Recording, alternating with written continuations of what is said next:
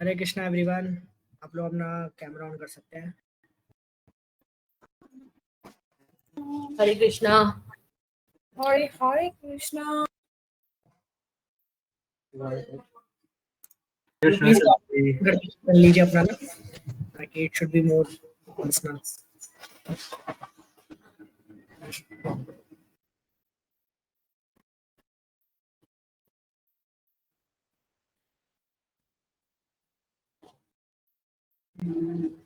Okay, let me share the screen now.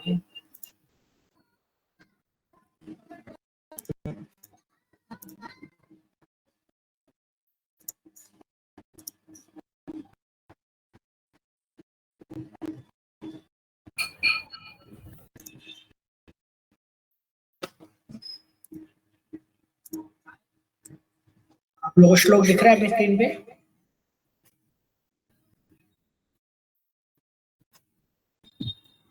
श्लोक आ रहा है स्क्रीन पे? ठीक है, तो आज बड़ा अच्छा श्लोक है, जब लेंगे भगवत गीता का।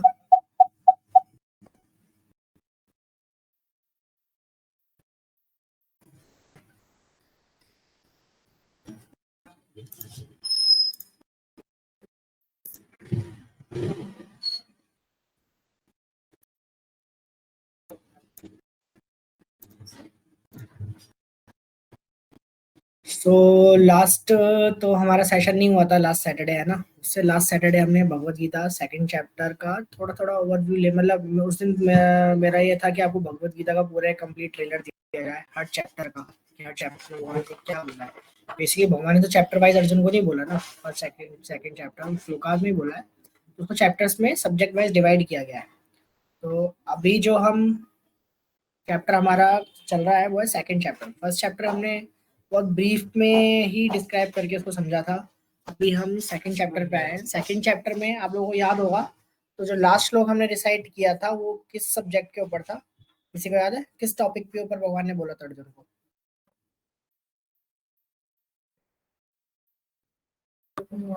तो उसके ऊपर था कि बॉडी जिस तरीके से सोल बदल, जैसे हम कपड़े बदलते हैं उसी तरीके से बॉडी हमारी सोल बदलती है ना। सोल हमारी बॉडी बदलती है। बहुत अच्छा, याद है आपको? ठीक है। और तो श्लोक क्या था? श्लोक किसी को याद है तो श्लोक क्या था?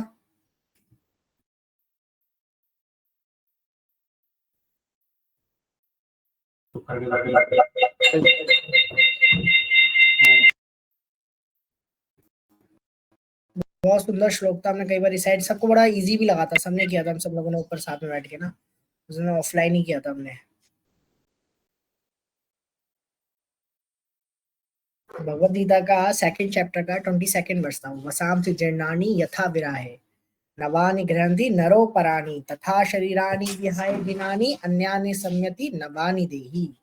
श्लोक का मतलब था कि as a person put on new garment, जैसे एक व्यक्ति नए गारमेंट्स पहनता है ना, नए कपड़े पहन रहा है पुरानों को उतार के, उसी तरीके से जीव आत्मा शरीर बदल रही है, नया शरीर एक्सेप्ट कर रही है और पुराने और यूजलेस शरीर को छोड़ के, है ना। तो आज ही इसी टॉपिक को आगे कंटिन्यू करते हैं। भगवान अब अर्जुन को अभी सेकंड चैप्टर में द साइंस ऑफ सोल समझाएंगे। तो आज हम जो श्लोक रिसाइट करने वाले हैं ये बहुत सुंदर श्लोक है, आपको अपनी स्क्रीन पे दिख रहा होगा, 2.27।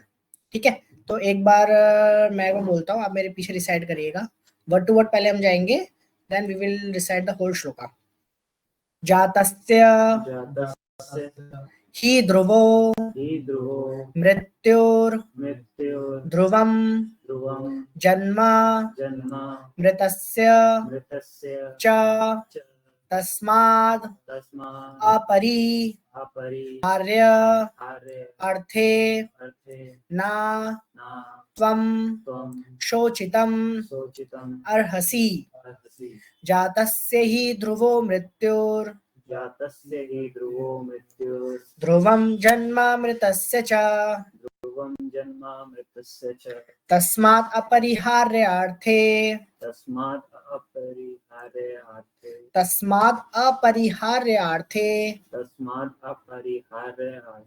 न त्वं शोचितम् अर्हसि जातस्य हि ध्रुवो मृत्योर ध्रुवं जन्मामृतस्य च ध्रुवं जन्मामृतस्य च तस्मात् अपरिहार्यार्थे तस्मात् अपरिहार्यार्थे न त्वं शोचितुम् अर्हसि न त्वं शोचितुम् अर्हसि जातस्य हि ध्रुवो मृत्युर् जातस्य हि ध्रुवो मृत्युः ध्रुवं जन्मामृतस्य च ध्रुवं जन्मामृतस्य च तस्मात् अपरिहार्यार्थे तस्मात् अपरिहार्यार्थे न त्वं शोचितुम् अर्हसि।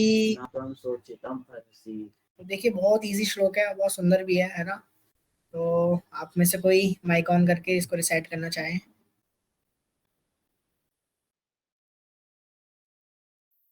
जातस्य हि ध्रुवो मृत्युः ध्रुवं जन्मामृतस्य च तस्माद् अपरिहार्यते न त्वं शोचितुम् अर्हसि।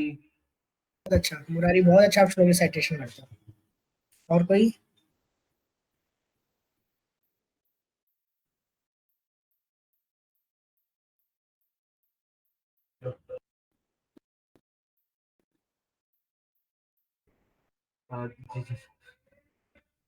जातस्य हि ध्रुवो मृत्युः जन्मामृतस्य च तस्माद् अपरिहार्यार्थे न त्वं शोचितुम् अर्हसि। बहुत अच्छा। और कोई सेकंड फ्लोर पे से और कोई अगर रिसाइट करना चाहे तो? Any girl? नेहा, संगीता, उपासना?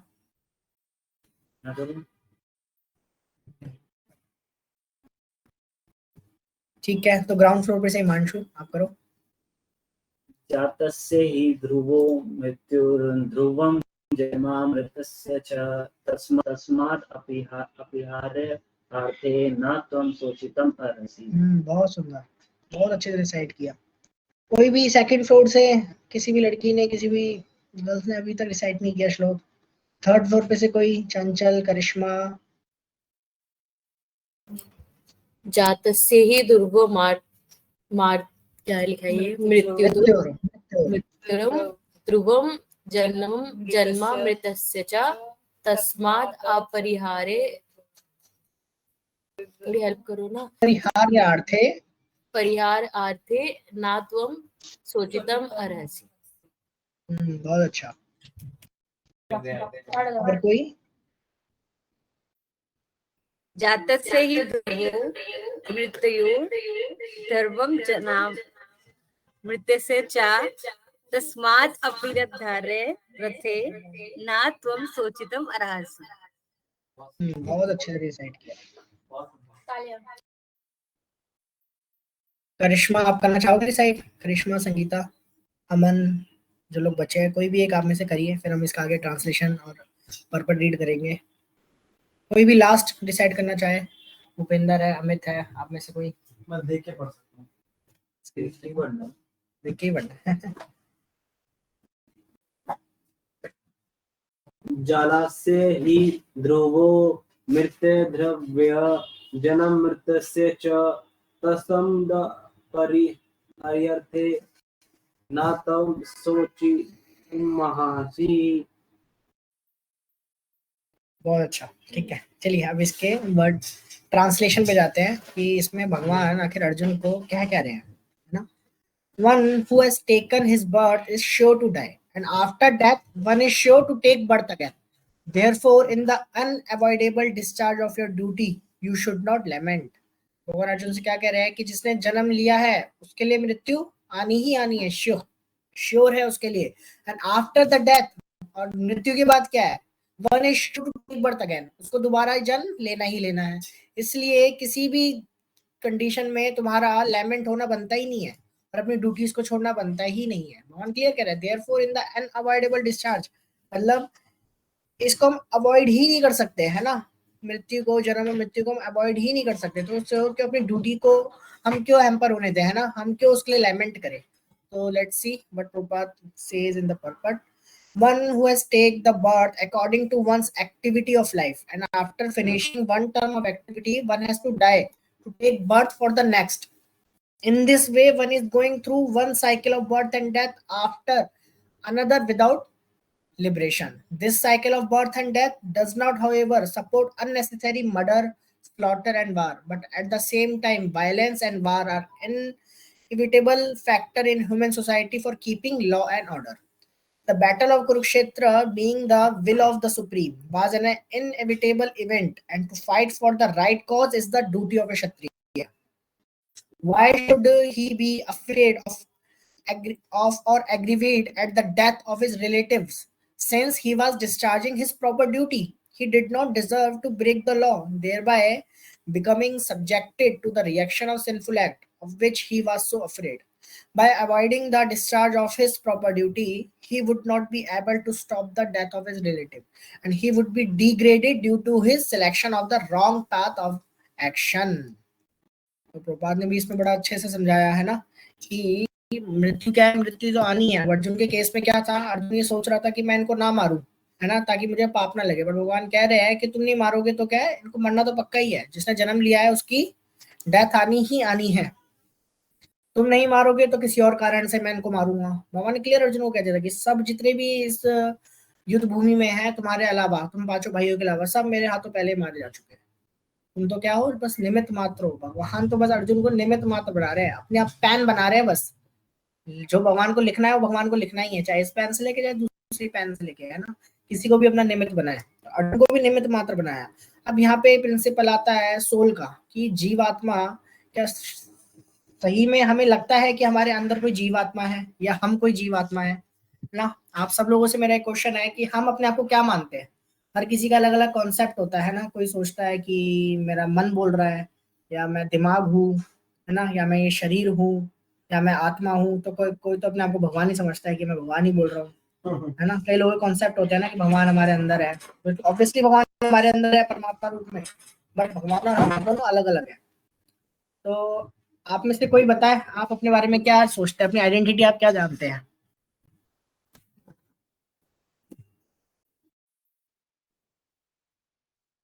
कोई भी नहीं जानता अपने बारे में, है ना। बता दे भाई।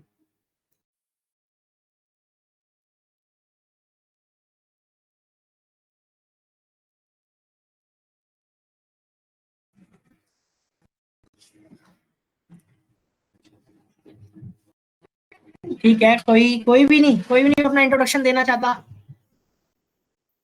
हम सब अपने आप को कैसे जानते हैं, या हमारे माता पिता हमें कैसे जानते हैं? एक रिश्ते से जानते हैं हमारे माता पिता में। वैसे रिश्ते से जानते हैं, बट आपकी पहचान कैसे करते हैं? पहचान इससे करते हैं हमारे नाम से। नाम से? भूपेंद्र नाम के तो बहुत लोग हैं, तो क्या सब आपके माता पिता के बच्चे हैं? नहीं, उनके घर का तो मैं ही हूँ। आप उनके घर के हो, ये आपकी पहचान कैसे है? आपके शरीर से है ना। उनके शरीर से, उनके नहीं, आपके शरीर से है आपकी पहचान, ब्लड से है। ठीक है। अब तो माता पिता नहीं जाएंगे ना, ब्लड टेस्ट करा के चेक करेंगे कौन सा भूपेंद्र हमारा है। ऑब्वियसली हम एक दूसरे को हमारे फेस से जानते हैं, उसके शरीर से जानते हैं। कई बार तो दोस्ती और इतनी हमारा कनेक्शन ऐसा होता है, किसी के बस कोई ऊपर भी आ रहा है ना स्टेयर्स पे, तो उसके चलने की जो आहट है उससे हम पता लग जाता है कि कौन आ रहा है, कि अगला ये आ रहा है, अगला सामने वाला पर्सन कौन आ रहा है ना। तो अभी हम एक दूसरे को आइडेंटिफाई कैसे कर रहे हैं? अपने शरीर से, है ना। हम सब क्या जानते हैं, अगर मैं अपने आप को शिवम बोल रहा हूँ, तो शिवम कौन? मेरे आधार कार्ड पे शिवम जो लिखा है वो मेरी फोटो भी लगी हुई है ना। हरे कृष्णा के नाम से, हरे कृष्णा के नाम से, शिवम के नाम से। मतलब हम तो आपको तो इसलिए अभी हमारी आइडेंटिटी हम किससे कर रहे हैं एक दूसरे की? अभी भी हम शरीर से कर रहे हैं। बट यहाँ पे भगवान अर्जुन को साफ बता रहे हैं कि एक्चुअल में क्या है। भगवान ने शरीर को तो कपड़े बता दिए कि जैसे हम कपड़े चेंज कर रहे हैं, वैसे आत्मा भी क्या कर रही है, शरीर चेंज कर रही है। तो ये शरीर की तो कोई वैल्यू नहीं रह गई ऐसे तो।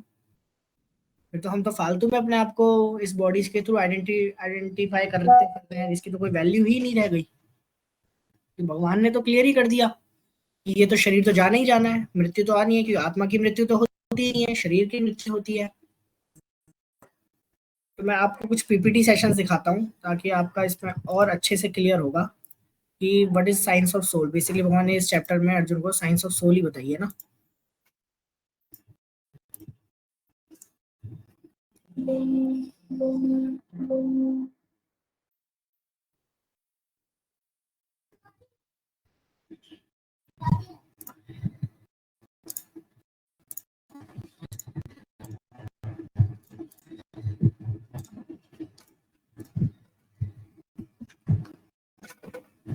आप लोगों को स्क्रीन पे दिख रहा होगा, आ रही स्क्रीन?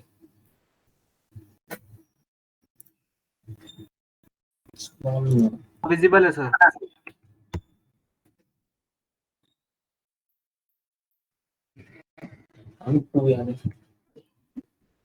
देखिए यहाँ पे एग्जांपल एक एनालॉजी दी गई है, as a driver drives a car, a soul drives a living body, scientific research have prove it. Science के अकॉर्डिंग हम क्या है, अब हम ये थोड़ा सा ये देखते हैं कि साइंस क्या कहती है। साइंस तो हमने तो यही पढ़ा होगा, साइंस तो ये कहती है ब्रेन है जो मेन हमारी बॉडी को क्या कंट्रोल कर रहा है ना, हर चीज कर रहा है, जो समझना, किसी चीज को देख के, है ना, कुछ भी अंडरस्टैंडिंग बनाना, है ना, अपनी इंटेलिजेंस यूज करना, तो ये सब तो साइंस के अकॉर्डिंग तो ब्रेन कर रहा है। बट वही साइंस ने ही प्रूव किया है कि सोल एग्जिस्ट करती है हमारी बॉडी के अंदर।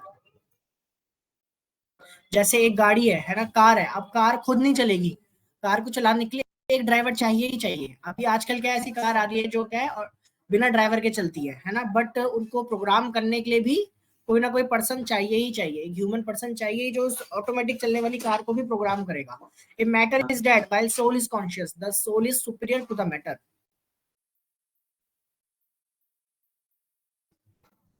अब हमें ये भी समझना चाहिए कि हम अगर सोल के बारे में जानना चाहते हैं तो क्यों जानना चाहते हैं।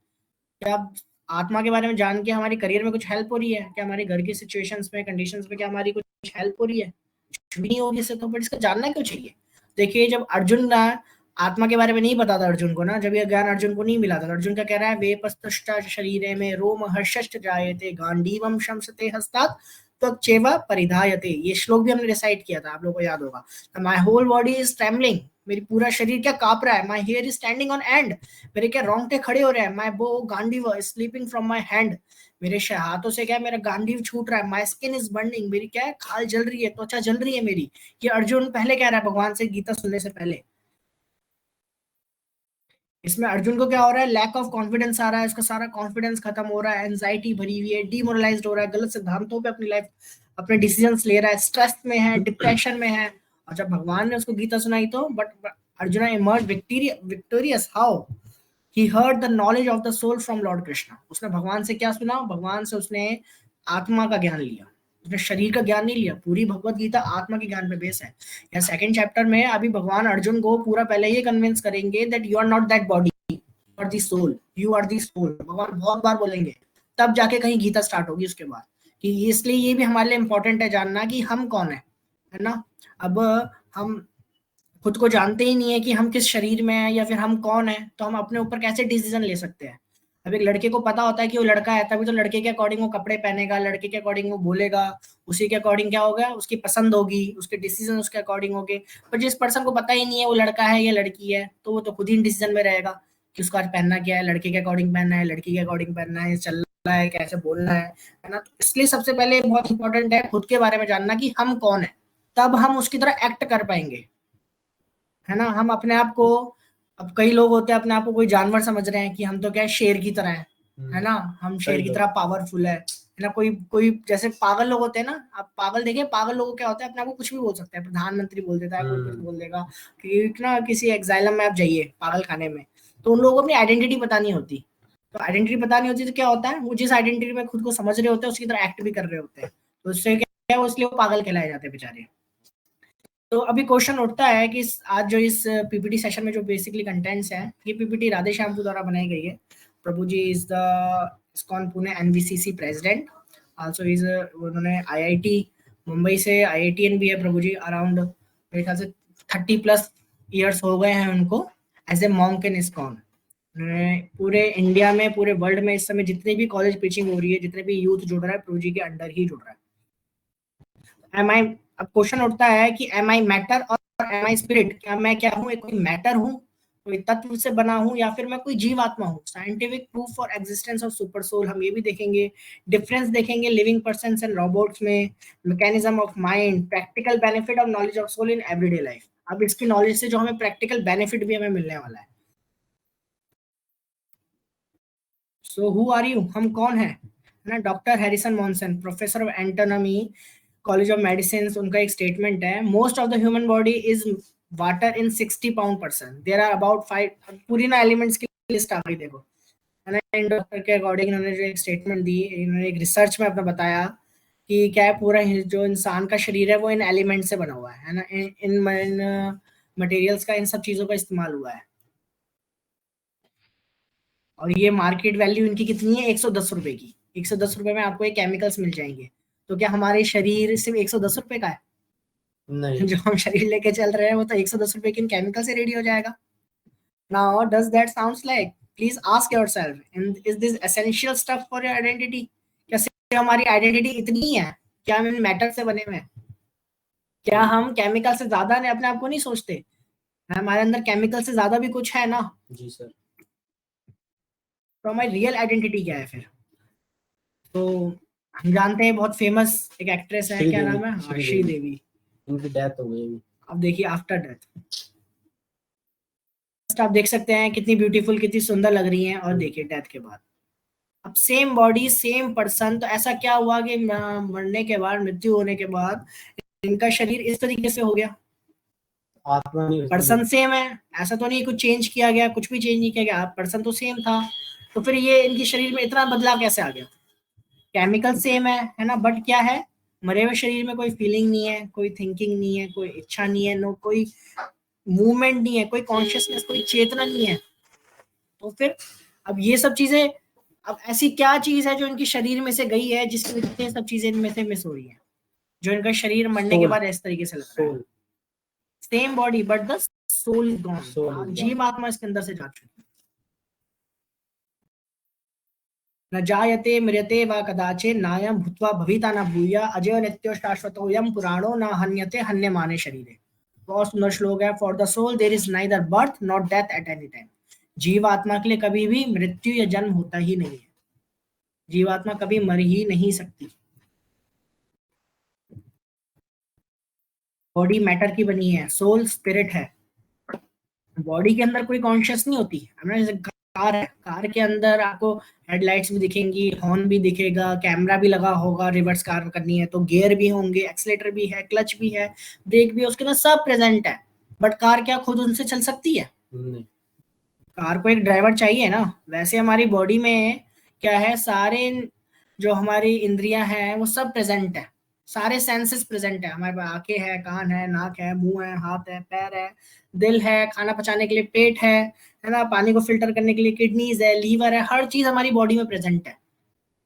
बट उसको चलाने के लिए एक ड्राइवर चाहिए, एक एनर्जी पॉइंट चाहिए। वो क्या है? वो सोल है। बॉडी में चेंजेस आते हैं बट सोल में चेंजेस नहीं आते। बॉडी टेम्परेरी है, एक टाइम पे बॉडी खत्म हो जाती है, बट जीवात्मा इटर्नल है, शाश्वत है, कभी भी खत्म नहीं होती। बॉडी की डेथ है ना, डेड हो सकती है बॉडी, बट आत्मा हमेशा जिंदा रहती है। You are not that body that you see in the mirror. हम जिस शीशे में खुद को देख रहे हैं हम वो नहीं है। ये सच बात है। अब ऐसा नहीं है कि जैसे आज मैंने टी शर्ट पहनी है, आज मैंने कुर्ता पहना हुआ है तो मेरा नाम आज कुर्ता हो जाएगा। ऐसा तो नहीं है कल मैं टी शर्ट पहन के आऊंगा तो मेरा नाम टी शर्ट हो जाएगा। हमारी आइडेंटिटी इन कपड़ों से नहीं है। उसी तरीके से हमारी रियल आइडेंटिटी भी हमारी इस बॉडी से नहीं होती जो हम शीशे में देख रहे हैं। यू आर द आत्मा, the real driver of the bodily car ना। ये शरीर तो भगवान बता रहे कार की तरह है, हम तो बस इसके ड्राइवर है। अभी आपको पता चलेगा कैसे, बहुत अच्छा इसमें आगे एक पिक्चर आएगी जिससे आपको और बहुत क्लैरिटी होगी। हम मटेरियल व्यू पॉइंट से we are bodies made up of matter, we are no more than a chemical bundle. हम मटेरियल व्यू पॉइंट से देखे तो लोग तो ये सोचते हैं कि हम क्या, हम तो शरीर है, मैटर से बने हुए, केमिकल्स का बंडल है ना। और डेथ के टाइम के बाद क्या होगा, सब चीज खत्म हो जाएगी। ये जीवन क्या है, बस मरने तक है। लोग वो एक है ना, शायद मूवी भी थी, जिंदगी ना मिलेगी दोबारा, है ना। तो इसलिए कैसे भी जी लो, जानवरों की तरह जी लो। तो कुछ लोगों का सिद्धांत होता है, प्रिंसिपल होता है लाइफ में, क्या है कि बस मरने के बाद तो कुछ होना ही नहीं है, तो इसलिए क्या है, जो करना है, जो ऐश करनी है इसी जिंदगी में कर लो। But we are not the material body of flesh and bones. Spiritual view point क्या है कि हम ये मांस से या हड्डियों से बने हुए शरीर नहीं है। We are spirit soul encaged in the material body. हम तो एक जीव आत्मा है जो क्या है, भौतिक शरीर के अंदर कैज्ड है ना। We do not die when material body stops to function. हम कभी नहीं मरते जब ये शरीर काम करना बंद कर देता है। Just as the bird is trapped into the cage, the soul is trapped into the body made up of 5 elements. जैसे एक पक्षी पिंजरे के अंदर कैद रहता है ना, उसी तरीके से ये जीवात्मा किसमें कैद है, 5 तत्वों से, 5 एलिमेंट से बने हुए शरीर से। 5 एलिमेंट्स कौन से हैं? अर्थ, वाटर, फायर, एयर, ईथर, पंच तत्व जिनको बोला जाता है।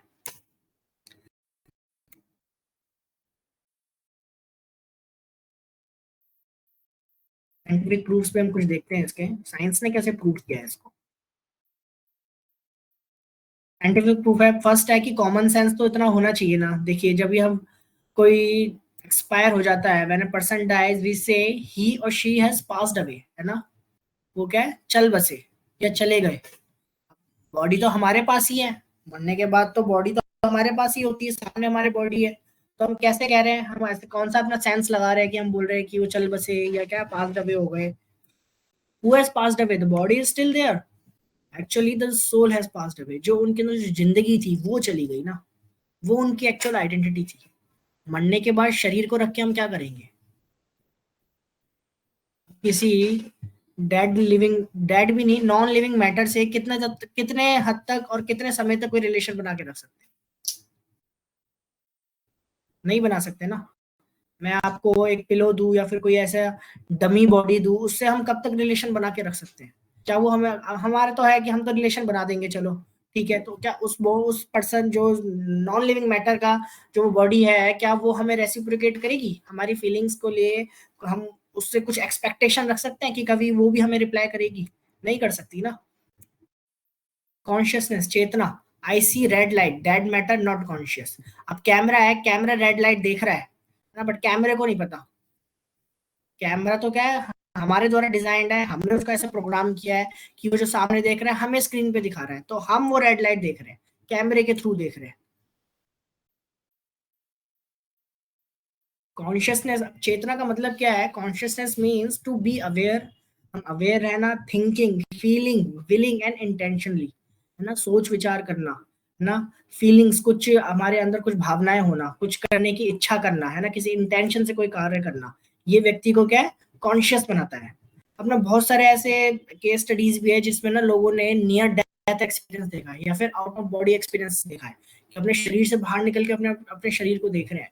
11 to 14% of the average American population, 11 से 14% एवरेज अमेरिकन पॉपुलेशन में अमेरिकन सिटीजन्स ने वो are mentally and physically healthy have had OBE. उनको क्या एक्सपीरियंस हुआ है, आउट ऑफ बॉडी एक्सपीरियंस, अपने शरीर से निकल के खुद को उन्होंने देखा है। Enough research in NDE with impeccable scientific credential. बहुत सारी बुक्स है, और ये ना किसी इंडियंस के द्वारा लिखी गई बुक्स नहीं है, ये किसी स्पिरिचुअलिस्ट या किसी भक्त के द्वारा, या गीता पढ़ने की, जो गीता पढ़ के ज्ञान दे रहा है उसके द्वारा लिखी गई बुक्स नहीं है ये सारी बुक्स साइंटिस्ट के द्वारा लिखी गई, जो बहुत बड़े PhD स्कॉलर्स हैं, फिलोसफर्स हैं, है ना, उन्होंने रिसर्च करी है साइंस के ऊपर, तब जाके उन्होंने बुक्स निकाली और अपनी फिलोसफीज दी है, out of the body experience की और नियर डेथ एक्सपीरियंस की। Past life memories. Ian Stevenson Carlson, professor of psychiatry, University of Virginia, has extensively investigated over 3,000 cases of spontaneous reincarnation memories. कई बार लोगों को पुनर्जन्म की चीजें याद आती हैं, तो इन्होंने ऐसे 3,000 केसेस के ऊपर स्टडीज करी है।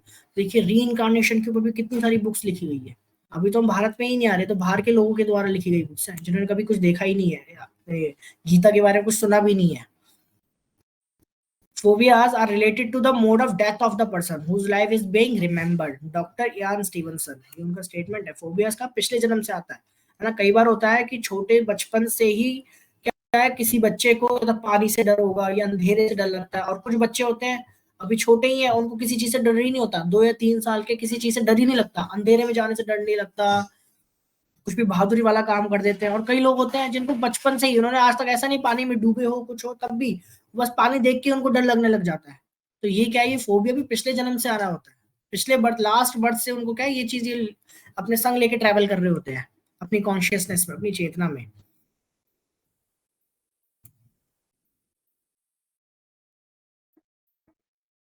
वैसे इसमें बहुत सारी केस स्टडीज है, ये आप खुद भी, अब यूट्यूब पे अगर आप कुछ इंटरेस्ट आपको है इनमें देखने के ना, अब यूट्यूब पे बहुत सारी ऐसी केस स्टडीज देख सकते हैं।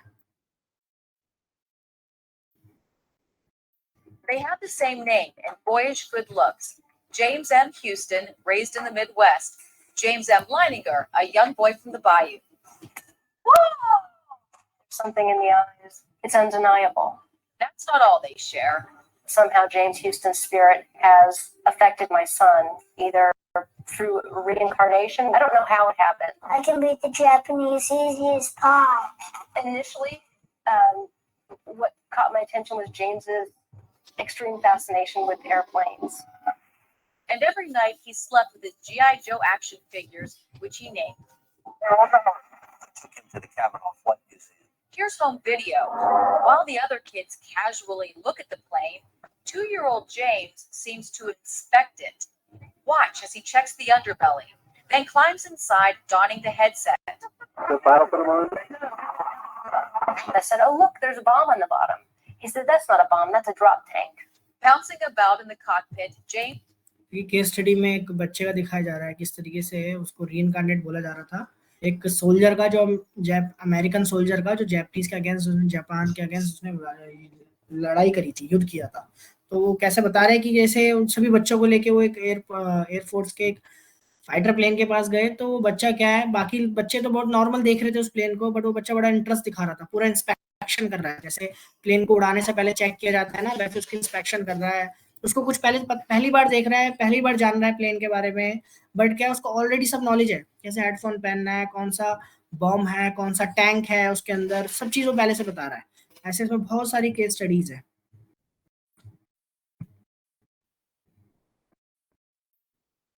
अगर आप लोग चाहते हो तो ये पीपीटी में आपसे शेयर कर सकता हूँ पर्सनली व्हाट्सएप पे ना। बिल्कुल शेयर करना चाहिए।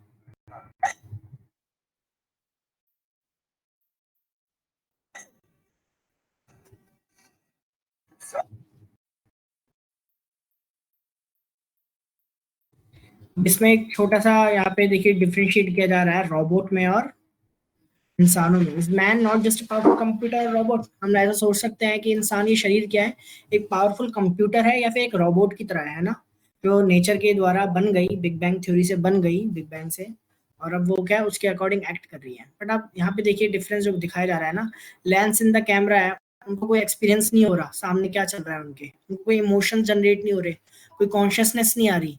बट जो लोग उस मूवी को देख रहे हैं जो उस लेंस से रिकॉर्डेड है, उनको क्या कुछ एक्सपीरियंस भी हो रहा है ना, इलेशन है, सोरो है, एंगर है। कई बार मूवी देख के कई लोग रोने लग जाते हैं, है ना, हॉरर मूवी देख रहे हैं तो डर जाते हैं, कॉमेडी मूवी देख रहे हैं तो हंसने लग जाते हैं, है ना, कॉन्शियस है उस चीज को लेके। बट वो कैमरा तो नहीं है, कैमरा हमारे हमसे काफी कई गुना ज्यादा पावरफुल है देखने में, किसी चीज को रिकॉर्ड करने में, बट उसके अंदर तो कोई ऐसी कॉन्शियसनेस नहीं है, कोई इमोशन, कोई एक्सपीरियंस, कुछ भी नहीं आ रहा। बट जो हम देख रहे हैं हमें आ रहा है ना, तो ये डिफरेंस है। वो जज नहीं कर रहा पर हम क्या एबल टू जज है। अब ये सब ना देखिए बहुत सटल डिफरेंस है। अब देखिए एक बार प्रभुपाद को ना किसी ने बोला कि Swami ji, I think our body is just a complex machine that gets worn out and crashes. Why should we bother about the some soul powering the body? हमारी शरीर क्या है, एक मशीन की तरह ही है, तो हम क्यों इतना कष्ट ले किस चीज का, सोल के बारे में जानने के लिए, या ये जानने के लिए कि शरीर को चलाने वाला या शरीर को पावर देने वाला कोई सोल, जीवात्मा भी है। So Srila Prabhupada reply, does your car और कंप्यूटर ग्रो, है ना। अगर हम ये मान रहे हैं कि हमारा शरीर कोई मशीन है, कोई हाई टेक बहुत अच्छी एक खुद से डेवलप हुई मशीन है जो धमाके से बने हुए शरीर से बनी है ना, तो प्रभुपाद को कह रहे हैं तो अगर ऐसा बात है तो जो तुमने जो इतनी मशीन्स और कार्स बनाए हैं, जो रोबोट्स तुम बना रहे हो, क्या वो उनके अंदर ये पावर है कि वो खुद ग्रो कर ले? तुमने ऐसी कोई 2 मशीनें बनाई है जो मिलके तीसरी मशीन खुद बना रहे हैं? डू यू, जैसे कि मेल और female car then can unite and produce a baby car? Is it possible कि एक मेल कार और फीमेल कार मिलके एक बेबी कार को प्रोड्यूस कर रहे हैं? ऐसा हो सकता है? बिल्कुल पॉसिबल नहीं है, बट इंसान कर सकता है। ए living body undergoes 6 changes whereas matter just depreciate. It is the soul that makes living body alive. उसी प्रकार इस शरीर को जिंदा बनाए जो रखता है वो कौन है? वो जीवात्मा है। Otherwise this body is just dead. Changes है, a living body undergoes 6 changes while matter only dwindles. A male and female living body can multiply as similar species. Machine cannot produce by union. Living body has consciousness, thinking, feeling, willing, while matter has no consciousness. जो 6 changes है वो 6 changes क्या होते हैं? हर body के होंगे ये। पहला क्या होता है? बर्थ, जन्म लेना, है ना। जन्म हर स्पीशी में, हर 84 लाख योनियों में हर कोई क्या है, हर जानवर हो, पक्षी हो, कीड़ा हो, है ना, मछली हो, इंसान हो, हर कोई क्या जन्म ले रहा है।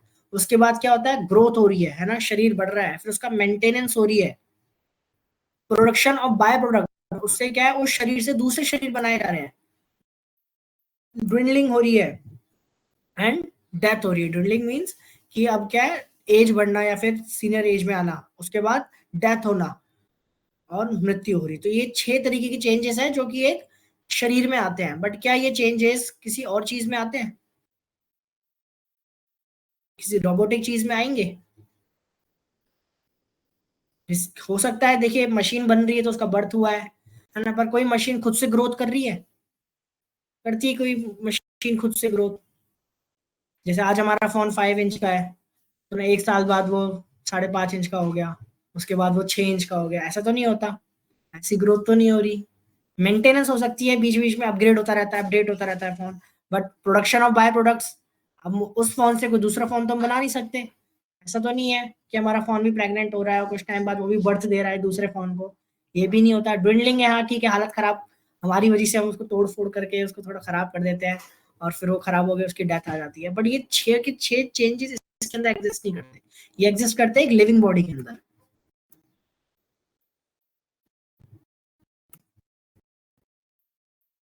आपको दिख रहा है ना स्क्रीन पे, इस पिक में साफ दिख रहा है ना, ये 6 चेंजेस कैसे एक ही बॉडी के अंदर किस तरीके से आ रहे हैं।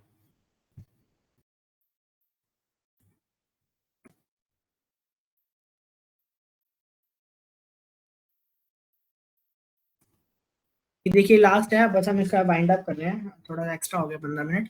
तो बेसिकली देखिए हमारी जीवात्मा के ऊपर और जीवात्मा के अलावा हमारे कितने शरीर है ना। जीवात्मा है, हम हैं, और हमारे ऊपर कौन होता है, ग्रॉस बॉडी है जो पंच तत्व से बनी है ना, जो जिसको हम देख पा रहे हैं, earth water fire air either से जो बनी है। अब इसके अंदर भी एक बॉडी और होती है, वो बॉडी किससे बनी होती है, mind intelligence and false ego, मन बुद्धि अहंकार से बना हुआ सूक्ष्म शरीर है, जो सोचता है, जो डिसीजन लेता है, जो रिएक्ट करता है।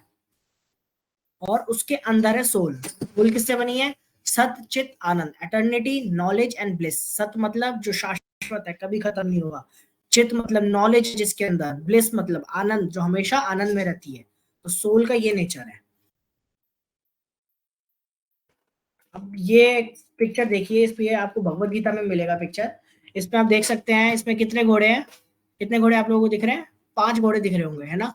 अब ये 5 घोड़ों के आगे आप देखिए, एक एक हमारी सेंसेस का लॉकेट टंगा हुआ है। किसी घोड़े के आगे आंख लटकी हुई है, किसी के नाक है, कान है, हाथ है ना, हमारी जीभ है।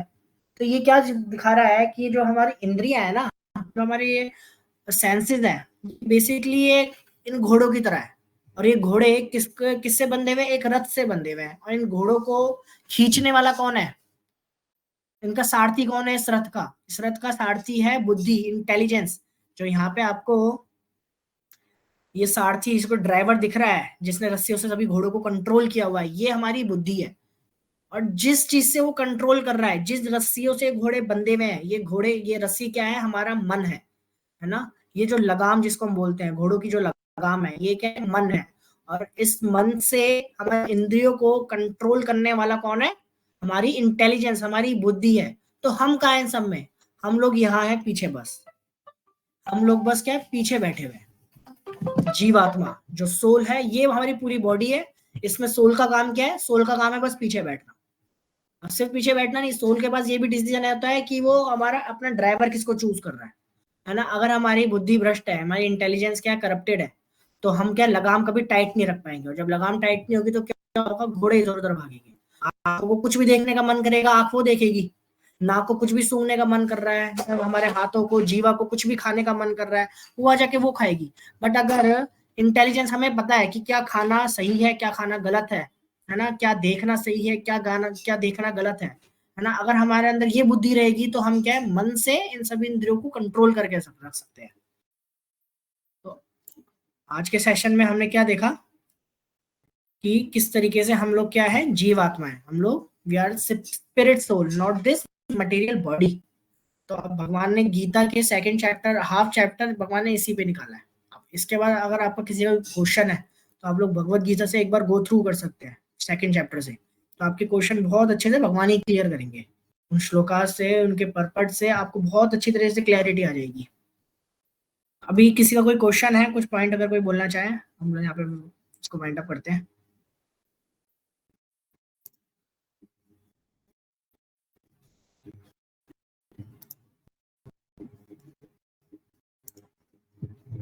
किसी का कोई क्वेश्चन नहीं है? देखिए क्वेश्चन तो दो ही उसमें नहीं होता, या तो सब सर के ऊपर से गया या तो सब सर के अंदर बड़े अच्छे से गया है। अच्छा है, देखिए कि अगर आपके कोई क्वेश्चन नहीं है, आपको इतना समझ में आ गया है कि हमें करना किसके लिए, काम किसके लिए करना है। तो एक स्टोरी सुनाता हूँ, उससे इसको खत्म करते हैं। कि एक बार एक बूढ़ी औरत थी, बड़ी अकेली रहती थी, है ना। तो उसने सोचा कि क्या है ना, मैं अपने एंटरटेनमेंट के लिए या ना अपनी बोरियत को दूर करने के लिए ना कोई जानवर पाल लेती। तो वो मार्केट में गई और एक बहुत ही ज्यादा महंगा तोता लेकर आई, क्योंकि बाहर फॉरेन किसी कंट्री से इंपोर्ट किया हुआ तोता था, पैरट था। वो बड़े अच्छे से रिप्लाई करता था, जैसा चाहो वैसा उससे आप बुलवा सकते थे। तो बड़ा महंगा तोता वो खरीद के लेकर आई। और जिस शॉपकीपर से उसने वो तोता खरीदा था, उसने उसको बोला कि इसका बड़ा अच्छे से ध्यान रखना, जितना हो सके उतना इसके ऊपर खर्चा करना और बहुत अच्छे से इसको मेंटेन करके रखना। अब वो बूढ़ी और उस तोते को ले तो आई, अब वो ये सोच रही कि मैं इसको मेंटेन किस तरीके से कर सकती हूँ, सबसे महंगा तरीका क्या है इसको मेंटेन करने का। तो उसने क्या किया, उसने डेली उस तोते के पिंजरे पे ना सोने की परत चढ़वानी स्टार्ट करा दी। डेली पॉलिशिंग करवाती थी गोल्ड की। और एक बार क्या हुआ, 1 हफ्ता 2 हफ्ते बाद क्या, तोता मर गया। बहुत शौक हुई कि तोता मर गया, तोता कैसे मर सकता है, इतना पैसा खर्च किया मैंने उसके ऊपर, है ना, इतना ज्यादा टाइम दिया, इतना ज्यादा पैसा वेस्ट किया इसके ऊपर, और ये तोता तो मर गया। तो वो तोते को लेके और उस पिंजरे को लेके गई उस शॉपकीपर के पास। उससे पूछा कि तूने किस तरीके से तोता दिया, एक तो इतना महंगा दिया, इसकी मेंटेनेंस इतनी महंगी, और उसके बाद क्या, तोता तो मर गया।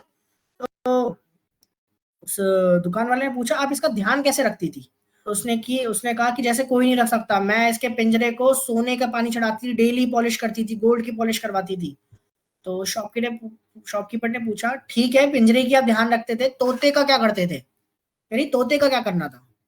मैं सोने का पानी पिंजरे पे चढ़वा रही हूँ, इससे ज्यादा महंगा और क्या हो सकता है। उस बूढ़ी औरत ने उस तोते का ध्यान रखा ही नहीं, उस तोते को कभी कुछ खाने के लिए दिया ही नहीं। तोता क्या है, एक टाइम के बाद मर गया। उसी तरीके से हम क्या है, अभी अपनी बॉडी को बाहर से पॉलिश करने में लगे थे, पर जीव आत्मा है ना, जो हम एक्चुअल में है, हम उसकी जो रिक्वायरमेंट है उसको फुलफिल नहीं कर रहे, तभी सब परेशान है। आसपास आप देखेंगे ना, आपको सब लोग परेशान ही दिखेंगे। कोई फैमिली से परेशान, कोई अपने रिलेशनशिप से परेशान, कोई अपनी सैलरी से परेशान, कोई अपने काम से परेशान, कोई अपने बच्चों से परेशान, कोई अपने माता पिता से परेशान, कोई किसी चीज से परेशान, कोई दुनिया से परेशान, कोई नेता से परेशान, कोई सरकार से परेशान। हर कोई ना कोई आपको परेशान ही दिखेगा। क्यों? क्योंकि हम सबको आइडेंटिफाई भी कर रहे हैं और सबको रिलेट भी किससे कर रहे हैं, अपनी बॉडी से ही कर रहे हैं और उनकी बॉडी से ही कर रहे हैं। हमें पता ही नहीं है हम कौन है। अर्जुन क्यों परेशान था? अर्जुन का मेन कारण तो यही था ना, मैं अपने परिजनों को मार रहा हूँ। उनको बॉडी को देख रहा था, उनकी बॉडी के थ्रू सोच रहा था, उस पॉइंट ऑफ व्यू से सोच रहा था। इसलिए भगवान ने अर्जुन का पहला डाउट क्लियर किया, आत्मा होने का, कि तुम हो कौन। ठीक है, तो हम यहाँ पे वाइंड अप करें। एक बार सब अपना कैमरा ऑन कर लीजिए। एक बार हम लास्ट में हरे कृष्ण महामंत्र बोल के सेशन को एंड करते हैं। Thank you. आई होप आप लोगों को कुछ आज यूनिक चीज पता चली होगी, समझ में आई होगी, और आप उसके ऊपर कंटेम्पलेट भी करेंगे, है ना। तो लेट्स चैंट हरे कृष्ण महामंत्र। हरे कृष्णा कृष्णा कृष्णा हरे हरे, हरे राम हरे राम। श्रीमद् भागवत गीता